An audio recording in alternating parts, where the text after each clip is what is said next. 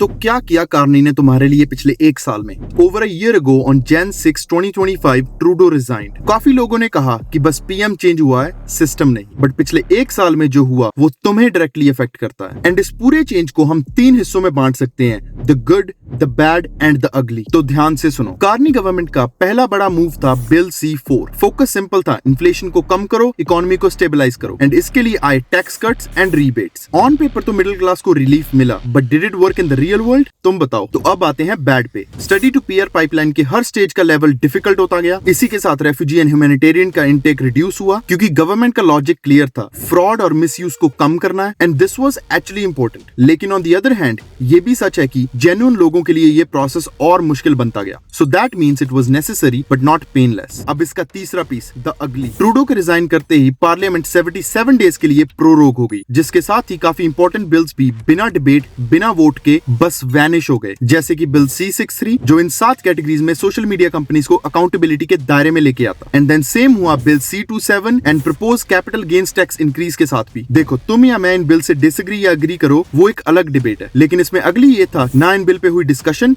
ना हुई voting. And you know that democracy में बिल्स का होना या ना होना प्रॉब्लम नहीं है। प्रॉब्लम है जब चीजें बिना प्रोसेस के पास या फिर गायब कर दी जाएं। एंड फाइनली जब तुम इस गुड, बैड एंड अगली को जोड़ के देखोगे तो कार्नी गवर्नमेंट का तुम्हें एक पैटर्न दिखेगा कि कार्नी एंड उनकी गवर्नमेंट डिफेंसिव मोड में चली गई, डैमेज कंट्रोल करने लगी और रिस्क मैनेजमेंट करने लगी। उनके लेंस से ये सस्टेनेबिलिटी का मॉडल होगा, लेकिन इसकी लॉन्ग टर्म में एक बहुत बड़ी कॉस्ट भी हो सकती है। बाकी पिछले साल को तुम कैसे देखते हो कमेंट्स में बताओ। एंड टैग या शेयर करो दूसरों को एंड उनसे भी पूछो यही सवाल। एंड बाकी करो like and follow for more.